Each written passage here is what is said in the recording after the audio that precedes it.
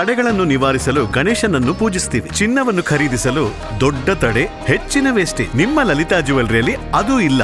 ಮಾರ್ಕೆಟ್ನಲ್ಲೇ ಕಡಿಮೆ ವೇಸ್ಟೇಜ್. ಗಣೇಶನ ಕಟಾಕ್ಷದಿಂದ ಎಲ್ಲರ ಮನೆಯಲ್ಲೂ ಚಿನ್ನ, ವಜ್ರ, ಬೆಳ್ಳಿ ತುಂಬಿರಲಿ. ಹ್ಯಾಪಿ ವಿನಾಯಕ ಚತುರ್ಥಿ. ಚಿನ್ನಾಭರಣಗಳು ವೇಸ್ಟೇಜ್ ನಲ್ಲಿ 1% ಕಡಿಮೆ, ವಜ್ರಾಭರಣಗಳು ಕ್ಯಾರೆಟ್ಗೆ 5,000 ಕಡಿಮೆ.